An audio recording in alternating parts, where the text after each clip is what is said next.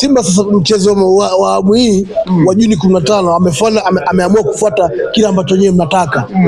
Ameconsult wizara ambayo ndio wamiliki halali wa uwanja kuomba kumpa kibali cha kufanya mazoezi ya mwisho siku ya kesho, siku ya Jumamosi kuelekea mchezo wetu wa Jumapili wa Juni 15 wa dabi ya Kariakoo, na wizara imemjibu kwa maandishi. Maana siku hizi taasisi huwa zinawasiliana kimaandishi. Wamepewa kibali. Yes, kwa kibali hicho. Kwa kesho majira saa 10 waandishi wa habari mnakaribishwa nyote Benjamin Mkapa kuishuhudia Simba ikifanya mazoezi ya mwisho kuelekea mchezo wa Jumapili wa dabi ya Kariakoo ya Simba na Yanga. Kwa hiyo sisi tunajua dabi ipo mpaka dakika hii maandalizi yamekamilika na TFF na bodi ya ligi wameendelea kusisitiza kwamba mchezo upo na wameendelea kutoa maelezo kwamba dabi ya Kariakoo maandalizi yote kuelekea mchezo huu yamekamilika na yanakwenda vizuri. Kwa hiyo so far mpaka dakika nishajiandaa, nishanunua jezi mpya kwa ajili ya mechi ya kesho. Dr. Mo, kwa misimamo ambazo walikuwa nazo Young Africans ambazo zinaendelea hivi sasa na itikadi ambazo wako nazo,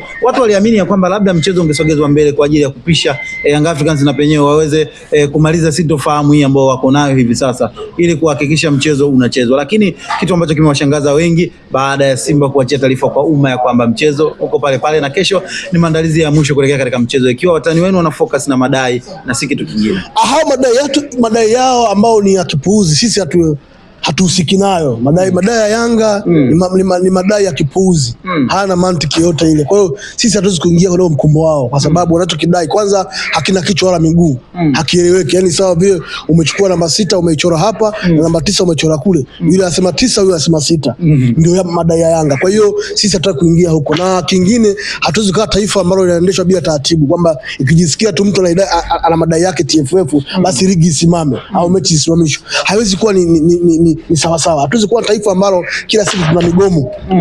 Boycott kila siku watu wakiamka wamejisikia migomo. Kwa hiyo wao waendelea na migomo yao. Sisi mechi haiwezi kuahirishwa kwa sababu ya migomo yao.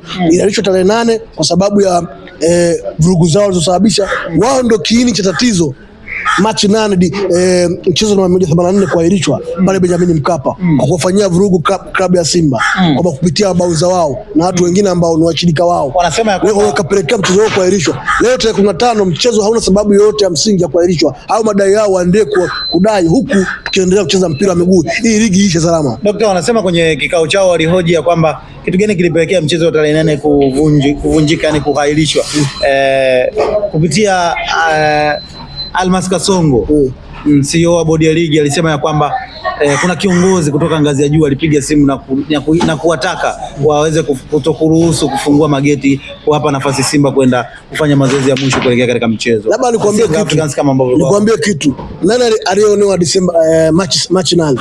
Machi 7. Kila mmoja anavutia kwake. Alionewa ni Simba Sports Club, na alikuwa anatakwa na kanuni la kufanya mazoezi kwenye uwanja wa mchezo husika, lakini babauza wa Yanga na washirika wake wasiokuwa na ungwana na huyo mtu anayemsema wao kiongozi wa juu waliweza kuizuia Simba isiingie uwanjani. Manake alipaswa kulalamika kwa madai ni klabu ya Simba sio Yanga.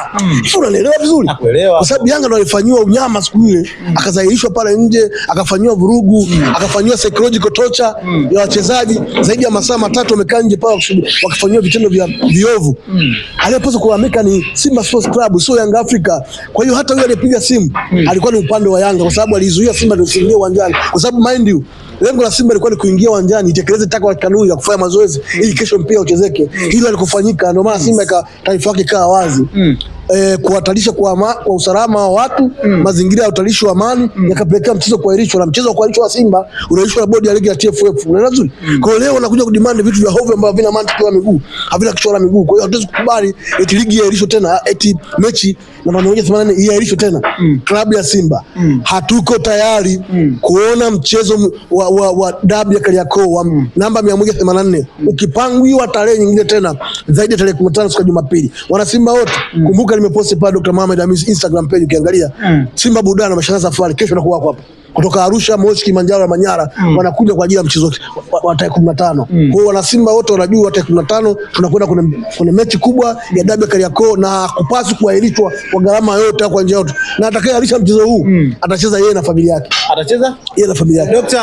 moja kati ya kauli tata ambazo zilitamkwa kwenye vikao vya nyuma vya Young Africans tutaziona kwenda kutimia, ikiwa moja kati ya kauli ambazo walitamka ya kwamba hakuna pointi hata moja itakatwa ikiwa mchezo upo na wao wanasema hawatashiriki, kana kwamba sheria na kanuni zikifuatwa itawalazimu Yanga kukatwa alama. Moja kati ya kauli na msisitizo ambao waliweka kwamba hakuna hata alama moja wala nusu alama kuguswa. Nini kitakwenda kutokea? Kwanza nikwambia kitu. Maana ya kuongea statement hiyo. Anaongea statement mtu mwenye jeuri. Mtu bedui anajifanya ni jeuri, mtu mwenye kiburi, anajifanya yuko juu zaidi ya mamlaka, mtu ambaye anajiona TFF na bodi ya ligi iko chini yake, anaweza kaiendesha vyovyote anavyojisikia yeye. Ndio maana anaongea kauli ya kipuuzi kama hiyo. Kwa hiyo kauli kama hiyo tunataka tuone kama itafanya kazi tarehe 15. Sisi tunasubiri TFF atupe haki yetu ya 15. Wao kama ni wanaume waje uwanjani tarehe 15, na kama kweli ni wanaume wasije uwanjani tarehe 15. Sema hamna pointi za mezani, zitanyang'anywa. Yaani nakwambia imradi tutapeleka timu tarehe 15, wao wasipokuja watakatwa alama kwa njia yote ile wanajua wao, na hawatofanya chochote. Yanga ni wadogo sana nchi hii. Yanga timu ya kawaida mno. Wanataka kunyoosha, wanakwambia wanataka kunyoosha mpira wetu. Wao nyoshe umepinda wapi? Wao ndio wapindisha mpira. Wao Yanga Afrika wanataka kuweka watu viongozi kwenye hizi taasisi, kwenye bodi ya ligi TFF. Wanataka waweke watu ambao wanaweza kuwa control, wanaweza kuwa remote, watu ambao wanaweza kusimamia maslahi yao binafsi, sio maslahi ya mpira miguu. Hatuwezi kuwa taasisi ambayo ikaja kwa ajili ya kusimamia maslahi ya Yanga peke yake. Leo ukiangalia Yanga Afrika wanamkataa Steven Mguto, mwenyekiti bora kabisa wa bodi ya ligi ambaye amefanya vizuri sana mpaka leo ligi yetu inang'aa kimataifa. Leo unaona kina Fiston Kalala Mahere ni wachezaji na wafungaji bora barani Afrika kupitia CAF Champions League. Wametoka ligi namba 4 barani Afrika hapa Tanzania. Maana yake ligi ya Tanzania ni bora. Leo unaona Simba imefika finali ya CAF Confederation Cup kwa mara ya pili katika historia ya maisha yake. Ni kwa sababu ya Steven Mguto na bodi yake ya ligi kuendesha ligi bora hapa Tanzania. Leo unamkataa kiongozi wa maana hiyo. Wewe una maana gani? Leo unamkataa CEO Almas Kasongo, kiongozi bora kabisa, CEO bora kabisa ajaye kutokea kwenye ligi yetu ambayo tunao. Leo unakuja kumkataa katibu wetu mkuu Wilfred Kidawa TFF. Unataka tuletee katibu yupi?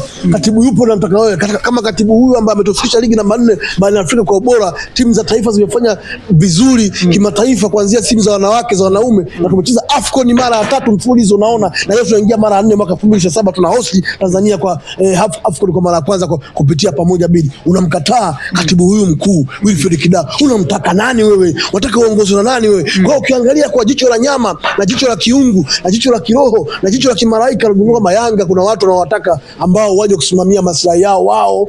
Wakisema wanafuata, wakisema wanafuata. Kwa ni watu ambao watakao na remote wenyewe. Kutakuwa na mpira hapo. Maana yake Yanga nilivyofikiria sio klabu ya mpira miguu, ni timu ambayo inataka isifungwe mashindano yote ndani. Kuna timu ambayo ifungwe Tanzania duniani, klabu ya mpira. Hata Barcelona imechukua ubingwa juzi, imefungwa. Liverpool the same, Real Madrid inafungwa, kila timu bora dunia inafungwa. Yanga hawataki kufungwa. Ni watu wa ajabu sana hawa watu, yani hawataki kufungwa. Kwa hatuwezi kukubali. Sisi tuko pamoja na viongozi wetu.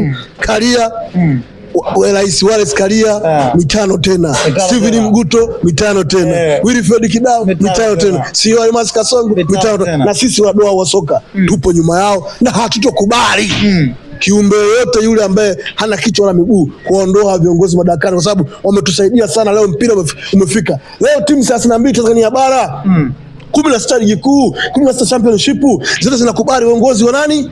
Wa viongozi hawa. Leo klabu moja, timu moja Yanga Afrika, timu moja kwa matakao yao na maslahi yao binafsi wakatai hawa kina nani hao? Hatukubali. Na madudu mengi. Na niwaambie tu viongozi wetu wa TFF asiwepo hata mmoja kujiuzuru. Hata huyu. Hata mmoja. Asijiuzuru hata huyu. Hata mmoja. Tunataka tuutibu mpira wa Tanzania unyooke kama rula tarehe 15 mwezi wa 6 kesho kutwa Jumapili pale Benjamin Mkapa. Watu wanyolewe kwa chupa wakiwa wametiwa maji kichwani, tuchukue alama 3 wapokoe 15, Simba tangaza kuwa bingwa. Nichukue nafasi hii kukupa kipaza uweze kutoa wito kwa wale ambao wanatamani kuja Benjamin Mkapa, wanatamani kuja Dar es Salaam, ambao wako nje ya mkoa wa Dar es Salaam kwa ajili ya kuja kushuhudia dabi, ambao walififizwa na makando kando ama sakata ambalo lilikuwa likiendelea na Young Africans, wakisema ya kwamba licha bila matakwa yao kutimizwa ya kwamba hawatashiriki mchezo huo, na mpaka sasa wanashuhudia kwamba hakuna takwa hata moja ambalo limetimizwa. Je, unalipi la kuambia ikiwa mmepewa ruksa ya kufanya mazoezi ya mwisho siku ya hapo kesho? Mimi niwaambie tu wana Simba wenzangu nchi nzima mwenye kuweza kufika Benjamin Mkapa aje siku ya Jumapili. Wale ambao wako mikoa jirani ya Dar es Salaam, Lake, Pwani, Morogoro, Tanga, Moshi, Arusha pamoja na Dodoma wanaweza kujiongea kwa urahisi kuja Benjamin Mkapa.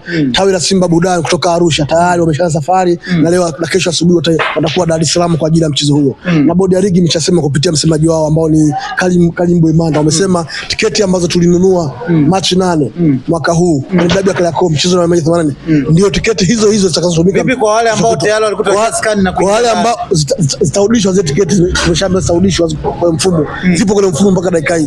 Na kwa wale wengine ambao hawajanunua tiketi siku ya mchezo, tiketi zitakuwa ziko pale nje, tutanunua tiketi, tutaingia ndani.